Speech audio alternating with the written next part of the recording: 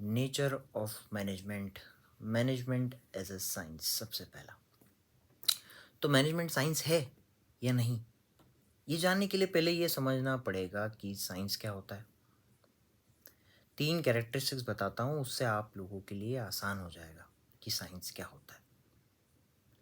पहला point, systematic body of knowledge. Science होता है सिस्टमेटिक बॉडी ऑफ नॉलेज।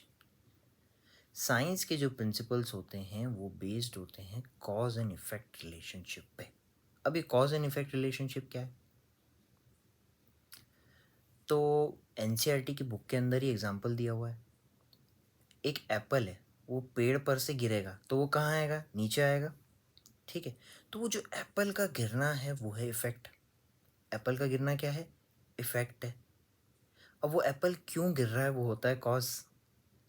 क्या कारण है एप्पल के गिरने का? कॉज यानी कारण। क्या कारण है एप्पल के गिरने का? मैंने बताया ना, कॉज एंड इफेक्ट रिलेशनशिप होना चाहिए साइंस होने के लिए। तो इफेक्ट तो मैंने बता दिया कि एप्पल का गिरना इफेक्ट है, पर कॉज क्या है, कारण क्या है कि एप्पल नीचे गिर रहा है? तो कारण है लॉ ऑफ ग्रेविटी।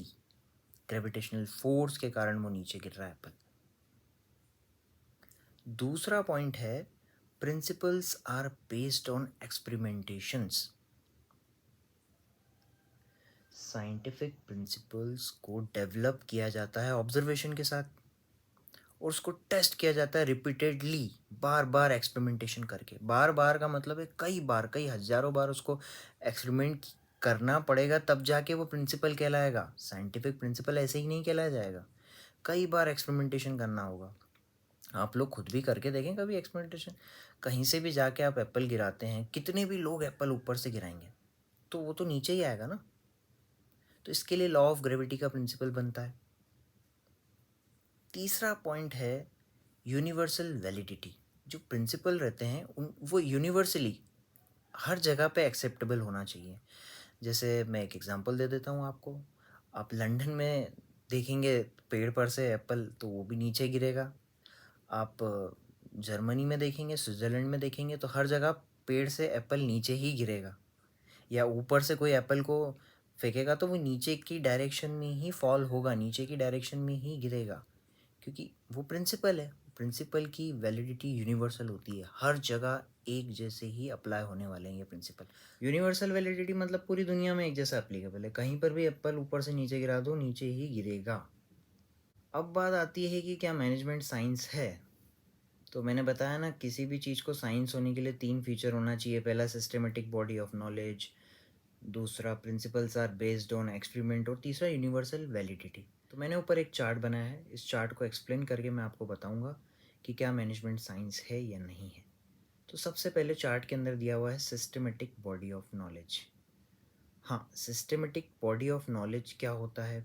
जिस तरह से साइंस में बहुत सारी बुक्स अवेलेबल हैं, बहुत सारा स्टडी मटेरियल अवेलेबल है साइंस के नॉलेज को ग्रैब करने के लिए, साइंस के बहुत सारे प्रिंसिपल्स, थ्योरीज, उसी तरह से मैनेजमेंट में भी over a period of time बहुत सारे प्रिंसिपल डेवलप हुए हैं, बहुत सारी थ्योरीज डेवलप हुई हैं, बहुत सारे कंसेप्ट हैं मैनेजमेंट के अंदर भी, पूरा नॉलेज है, बहुत सारी किताबें जिसको पढ़कर आप मैनेजमेंट के बारे में जान सकते हैं। तो ये पहला फीचर तो साइंस वाला मैनेजमेंट में भी प्रेजेंट है। दूसरा क्या था? प्रिंसिपल्स और बेस्ड ऑन एक्सपेरिमेंट। तो जिस तरह से साइंस के अंदर प्रिंसिपल्स को पहले ऑब्जर्व करके डेवलप किया जाता है, बाद में रिपीटेडली बार बार उसको एक्सपेरिमेंट किया जाता है, वैसे ही मैनेजमेंट में भी प्रिंसिपल को पहले डेवलप करते हैं ऑब्जर्व करके, फिर उसको एक्सपेरिमेंटेशन करते हैं। पर इसमें क्या होता है ना, मैनेजमेंट में आपको ह्यूमन बीइंग से डील करना है, ह्यूमन बिहेवियर से डील करना है। तो जो उसका आउटकम है, उसका यानी एक्सपेरिमेंट का जो आउटकम होने वाला है, उसको आप प्रिडिक्ट नहीं कर सकते। इसके लिए ये वाले फीचर को साइंस नहीं कहा जा सकता।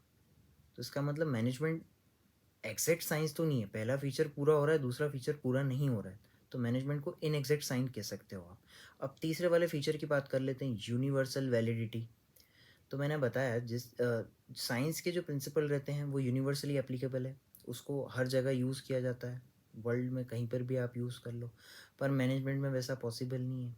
मैनेजमेंट के प्रिंसिपल एग्जैक्ट साइंस के प्रिंसिपल्स की तरह नहीं होते हैं, तो इनकी यूनिवर्सल वैलिडिटी नहीं होती है। सिचुएशन के हिसाब से प्रिंसिपल्स को चेंज करना पड़ता है। फिर से बोल रहा हूँ, मैनेजमेंट के प्रिंसिपल्स को सिचुएशन के अकॉर्डिंग चेंज करना पड़ सकता है। इसके लिए ये यूनिवर्सल वैलिडिटी नहीं होती है, ये मैनेजमेंट के प्रिंसिपल यूनिवर्सली एप्लीकेबल नहीं होते हैं।